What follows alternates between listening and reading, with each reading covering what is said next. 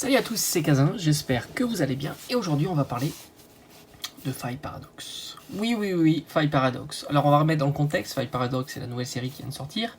Donc, série 4, qui est en ce moment fortement disponible. Alors, est-ce que la quantité de print de Five Paradox est moins importante que EV1, EV2, EV3 ?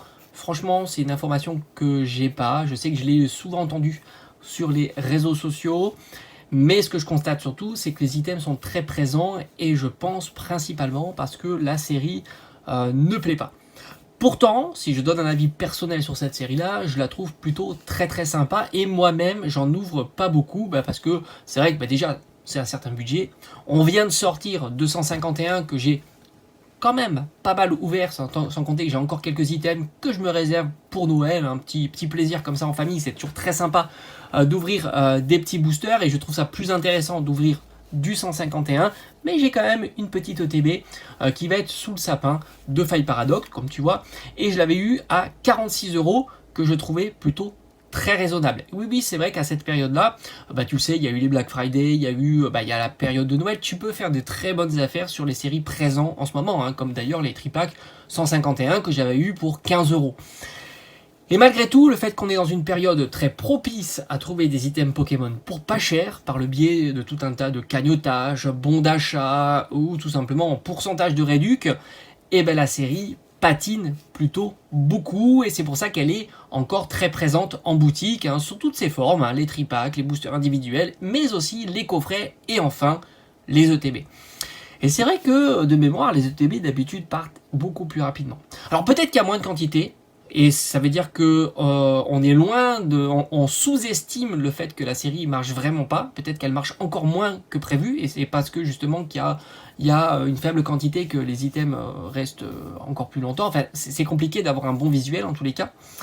Mais à l'heure actuelle, faut-il acheter les cartes de Five Paradox ? Alors je vais essayer de répondre à cette question-là et on va réfléchir un petit peu par rapport à 3 cartes les plus chères de Five Paradox. Alors déjà, Five Paradox, il y a une carte où j'ai l'impression qu'il repart légèrement à la hausse. Alors je t'avoue, c'est pas une série que j'ai suivie à fond.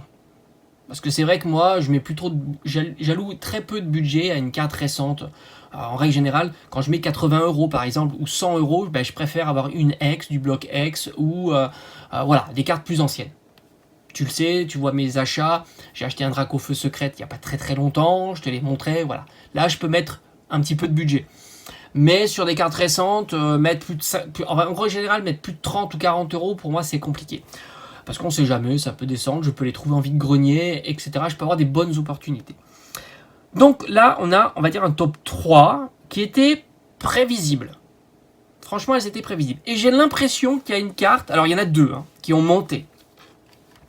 Mais j'en ai l'impression d'une qui avait vraiment baissé et qui se détache maintenant.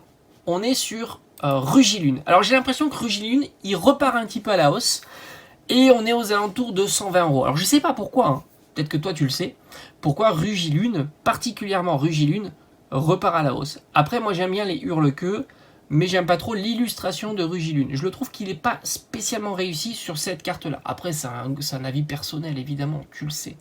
Je connais pas les taux de drop, il faudra que j'aille regarder. D'ailleurs, il y a peut-être un site qui a ouvert, parce que j'ai un site qui ouvre des milliers de boosters et qui fait les probas, les stats plutôt, des différentes cartes qui tombent. Donc, il faudra que j'aille voir si le taux il est différent que de V1, V2, V3, EV 3.5. On avait vu que 3.5 en finale c'était comme les autres séries. Donc lui j'ai l'impression qu'il repart un petit peu à la hausse. Mais moi j'ai envie de dire pas de panique. Il va se passer des choses 2024. Pas de panique. On a Garde de Fer qui lui a l'air plutôt stable aux alentours de 90€.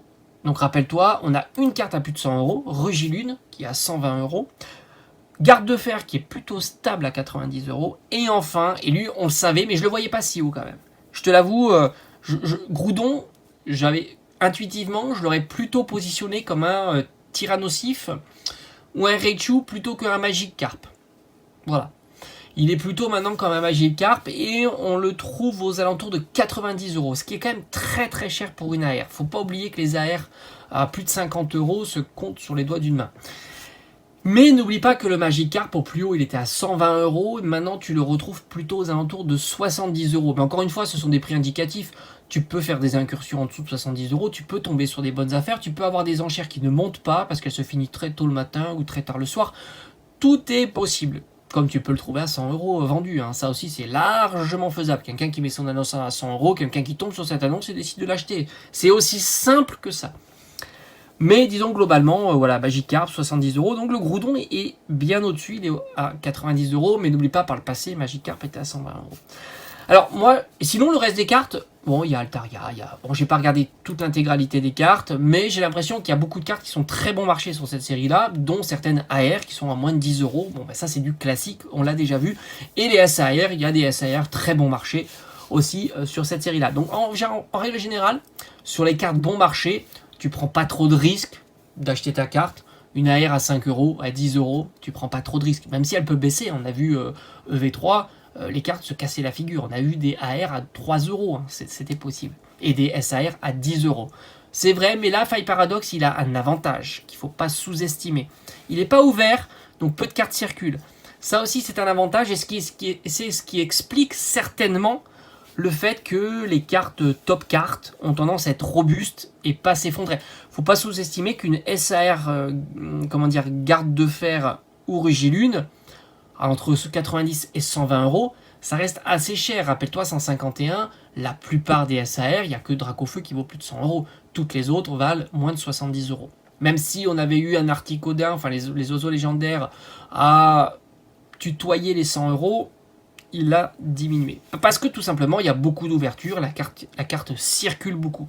Là, le problème de Faille Paradox, sur la cotation des cartes, ou la valeur des cartes, c'est qu'il y a certainement une demande présente pour le set, parce qu'il est très beau, mais en même temps, moins d'offres. Par conséquent, les prix s'équilibrent. C'est toujours une histoire d'offres et de demandes. Mais surtout plus de demandes que d'offres d'ailleurs.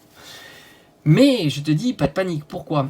Qu'est-ce qui va se passer l'année prochaine ? Et peut-être même les années suivantes. Déjà, tu vas avoir du recyclage Faille Paradox. Donc même si tu ne veux pas acheter du Faille Paradox, tu vas ouvrir du Faille Paradox. C'est toujours comme ça que ça se passe. Parce que tu auras des coffrets qui vont sortir avec du Faille Paradox. Tu en as déjà un petit peu là, mais tu en auras de plus en plus. Sans compter que tu auras des coffrets. Donc toi, tu voudras vraiment ouvrir parce que tu auras du série 5, série 6, série 7 et tu auras certainement du Faille Paradox à l'intérieur. 1 ou 2 boosters, peut-être même plus. Donc là aussi, tu vas ouvrir du Faille Paradox, et quand tu ouvres du Faille Paradox, il y aura des cartes Faille Paradox qui vont circuler. Par conséquent, l'intérêt sur ces cartes-là va à un certain moment diminuer parce que les offres vont augmenter et puis les séries vont passer. Quand tu seras sur la 5, la 6, la 7, voilà, la demande sera moins forte en Faille Paradox, même s'il y a eu moins d'ouverture. Donc ça, c'est déjà un point important à ne pas sous-estimer. Donc il faut attendre un petit peu le temps long, il ne faut pas être pressé sur ces séries-là. Même sur des cartes où tu as l'impression que c'est en train de monter. Et puis j'ai envie de te dire, si tu loupes le train une fois, c'est pas très grave parce que la plupart du temps où tu loupes pas le train, tu vas gagner beaucoup. Deuxièmement, qu'est-ce qui va se passer 2024 ? Et précisément début 2024, c'est la période de solde. Tu vois déjà que Faille Paradox en promotion ne se vend pas très très bien. Black Friday, cagnotage, bon d'achat, mais aussi 2+1 gratuit parce qu'on est à la période de Noël et ça, les 2+1 gratuits, on va en avoir encore pendant tout le mois sur les jouets parce qu'ils ont cette optique de vendre du jouet, hein, c'est normal, à faire venir du monde aussi pour vendre autre chose. On va certainement l'avoir tous les week-ends, peut-être même les dernières semaines avant Noël, donc ça c'est possible. Et là aussi, même comme ça se vend pas si bien que ça. Donc forcément, 2024, s'il y a du stock Faille Paradox, il y aura des promos 50% sur Faille Paradox. Et là, 50%, on rentre dans le game, évidemment. Tu as des tripacks à moins de 10 €, c'est super intéressant. Donc forcément, tu rentres dans le game sur Faille Paradox, et par conséquent, tu vas ouvrir des boosters et avoir des cartes qui vont circuler. Là aussi, tu pourras surveiller, ce sont les displays. Les displays ont tendance à diminuer. Là, en ce moment, EV1, EV2, EV3, c'est 140 €. Donc, imagine-toi déjà, 140 € Faille Paradox, ça reste quand même pas si mal. N'oublie pas qu'on n'était pas habitué à avoir des prix à moins de 4 € le booster. Tout ça l'un dans l'autre va faire que du Faille Paradox, il va y en avoir. Donc faut pas se stresser sur Faille Paradox. Alors évidemment, si tu as envie de l'avoir la série maintenant, tu fais comme tu veux, hein, si tu veux acheter les cartes maintenant. Moi je pense que Faille Paradox, on va la suivre de près aussi. On essaye de suivre sur cette chaîne beaucoup de séries, ça fait beaucoup de boulot. Mais je sais que vous aimez bien, j'espère en tous les cas que vous aimez bien ce contenu. D'ailleurs, je voulais vous remercier, je fais une petite parenthèse. On approche des 9000 abonnés. Après, ça sera l'objectif des 10 000 abonnés. Et les 10 000, on fera une très très belle ouverture.